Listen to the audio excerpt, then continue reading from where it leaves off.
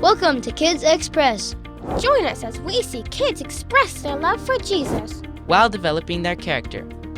on Kids Express!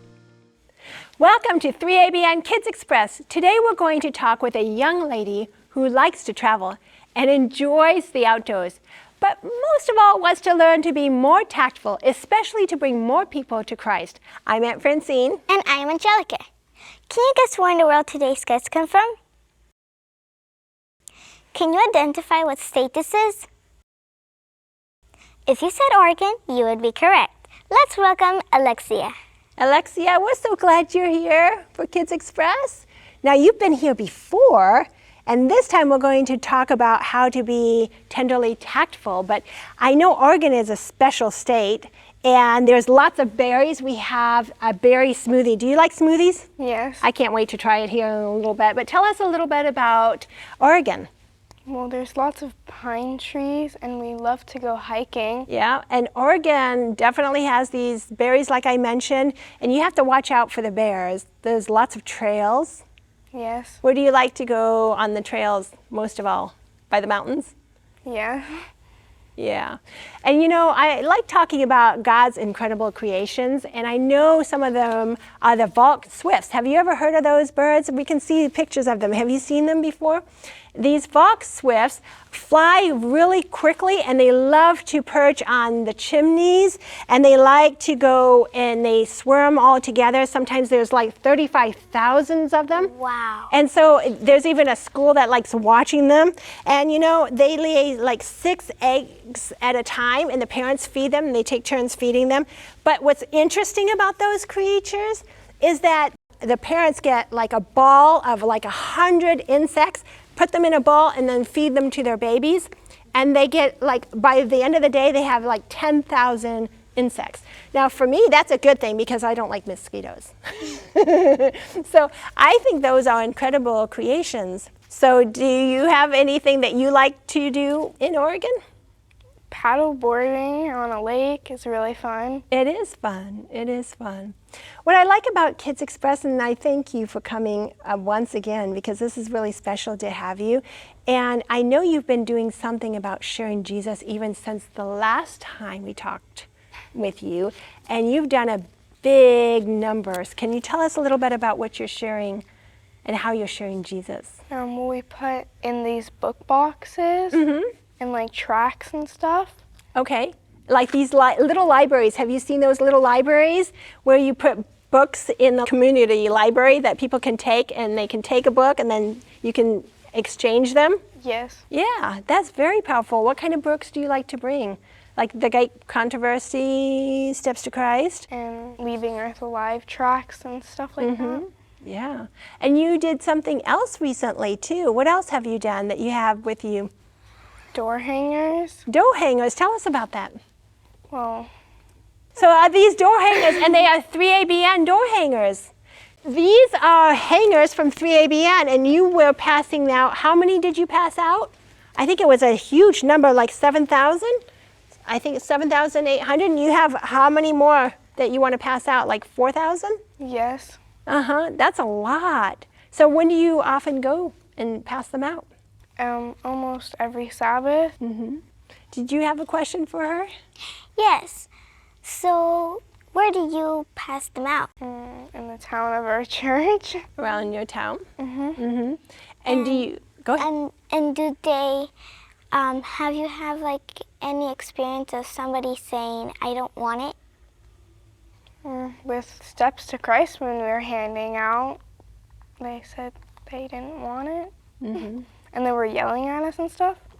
But, you know, it's okay because God, He knows who has an open heart for those things that Jesus wants to be passed out. Because we never know who can be convicted and who we'll see in heaven. Because sometimes literature makes a very big difference in others. You're right, and especially like those little library boxes, I call them little library boxes, or in the community that you pass out, we can know that literature can actually make a big impact for a lot of people, because people may not be wanting them or, accepting them there, but they might be interested. And I noticed in my community, for example, we have one of those library boxes, and I noticed that it's next to a church, and there's one important book that they always keep in stock. And I was like, oh, that's powerful. That's what we need to do. Do you know what's the most important book? The Bible. The Bible. And so I think all of us, if you have extra Bibles laying around and you see those library boxes, make sure that there's a Bible in one of those library boxes. I thought that was pretty powerful to have. And that, because a lot of people, it's amazing when you talk to people in the community, you realize how many people are asking for the Bible. Did you know that? Like, we may have how many in our home? I may have, I don't know, 10. I am embarrassed to say I may have several in different versions, but I should probably give some of them away more often. Yeah. Yeah, and because we all have extra Bibles like that. So I would like to, I'm going to do something, and let's pretend I don't know this is there. And I have something that looks funny on me. And you both are looking at me. You're not looking at my eyes, and I'm like, what's wrong? What are you going to say? You have a sticker on your head? I have a sticker on my head. Oh, thank you. I appreciate that. Now, you can just say, you have a sticker on my head. What's another thing that you can do, Alexia? Take it off? You could help take it off, or just say, Aunt Francine, excuse me, I don't want to embarrass you, but you've got a sticker on your head and you might want to take it off. Like, sometimes we learn how to be tactful. Have you ever had trouble knowing what to say in the right way? Sometimes. Yeah. If somebody's shy, then we don't know what to say. Right, when somebody's shy, it's hard to know what to say sometimes. Or sometimes you don't want to hurt other people's feelings, right? Yes. Yeah, so what do you do to be a little more tactful with people? Sometimes I like saying things, and sometimes we forget the other person's feelings. And so what do you do, Alexia, to be more tactful and tenderly tactful? Think about it before you say it. Yeah, think about it before you're going to say something. Is that something that you're learning too? I have to learn it. Yeah. Sometimes we start saying things, but we know, I think we should not say it, but we could always ask God to forgive us. Absolutely, absolutely. And you made a good point that, we have to think a little more, and sometimes that's really hard to do, is to think about it. Have you tried something else? And have you had a situation where you wish you had been tactful that you'd be willing to share? Yeah. Okay, share it. So we had this friend, and she said, oh my, and I was saying, I don't want to be your friend anymore if you keep saying it, because she wouldn't stop saying it even though I told her a bunch of times. And so you're saying, what did you say to her that wasn't so tactful and you wish you would have said? I don't know, I'm not going to be your friend anymore. Is there another way to say something? Is there a more tactful way we could have said that? What would you have tried to say to try to be more tactful? And I appreciate you being honest with that, Alexia. What would you have said? I don't want to be your friend anymore. What's another way of saying, I don't like what you're doing? You could just tell them, I really don't think that's what Jesus was like. And you can say some of what you said. If you're going to keep being like that, I don't want to have a friend that's going to keep putting people down or say things like that when I've asked you to stop. It shows that you don't respect me. And being very tactful, right? It's important to speak your mind, but there's a good way of saying things, and it's hard sometimes to say it in the right way, the way Christ would have. And it's hard because you don't want to come across criticizing. Have you noticed when people criticize a lot, they're not so receptive? Yeah, it's kind of hard. So we have to say it in a positive way, try to turn it around. And I have a hard time doing that sometimes. And just listening more, we can be more tactful. And how about asking questions? Have you noticed some people when they kind of like this, when they're feeling like this, what happens? Do they look like they want to talk? No. No, they don't want to talk. And you know, we can look at body language too sometimes, right? Yeah, sometimes the kids just get too shy and they go around their mom. Right, and so paying attention, so asking them questions and to try to make them feel more comfortable, right? And I want to think about how other people would feel in that situation, like how would I feel? And do you like, I want you to put on this hat. Okay. And we're gonna put it on crooked. Crooked, crooked, crooked, like really crooked. Oh, I'm gonna mess up your hair. Okay, does she look good? Yeah. She looks good, crooked. And I'm gonna say, Angelica, your hat's a little crooked. It looks good on you, but I think we can make it even better. Let's go ahead and straighten that out. And so sometimes we can help, like, make suggestions, right, in a positive way. I really do like that hat, but I like seeing your eyes even better, so let's take that hat off. But you know, we can all be tactful in what we say and do, right?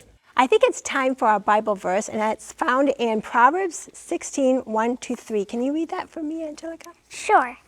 The preparations of the heart belong to men, but the answer of the tongue is from the Lord. All the ways of a man are pure in his own eyes, but the Lord weighs the spirits. Commit your works to the Lord, and your thoughts will be established. So if we commit to Christ, our thoughts will be established. He'll help us in the right way of thinking and guiding us, right? I'm so glad for that. I think it's time for our question. What's our question for today? Well, it comes from Grace in Michigan, and she asked, why did Mordecai not accept the clothes from Esther? That's a good question, Grace. And you know, Mordecai was the uncle of Esther, and Esther became the queen of Persia, right? Yes. And why did he not accept it? Well, he didn't accept it because somebody wanted everyone, all the Jewish community, to bow down. And Mordecai, would he bow down to Haman? No, he would not. And so Haman was very upset. And so he said, well, we need to get rid of all the Jewish people. And he was very prideful, wasn't he? Was his thoughts established on Christ? No. No, it wasn't. And so Mordecai would not accept the clothes that were given to him because he was in mourning. Mourning means that he was sorry because Haman wanted to kill all the Jewish people. And so he was really upset. And so he said, no, I can't accept these. But then when things got better and the Jewish community would no longer be considered to be murdered or considered, you know, to be hurt, then Mordecai accepted the gifts. So that's kind of interesting. That was a very tactful question, because insightful also, because it's interesting how we want to be tactful. And do you think Esther used tact when she went to her husband, the king? She had to have tact. And even the king, now he could have killed Esther right away, right? Mm-hmm. But he chose not to because he loved Esther. And Esther, what did she do? She created a what? A banquet. A banquet. And so like Esther, we can be tactful and figuring out, and sometimes it takes prayer. She asked everybody to pray with her. And sometimes it's through our prayers that we learn to be more tactful, like Christ wants us to do that. Thank you, Alexia. I'm so glad that you're here with us talking about how we can witness for Jesus. And we thank you for joining us on Kids Express, and we hope that you find ways to be tactful in everything that you do, because we can use the tender mercies from Christ, and we hope can live for Him each day. So thanks for joining us on Kids Express!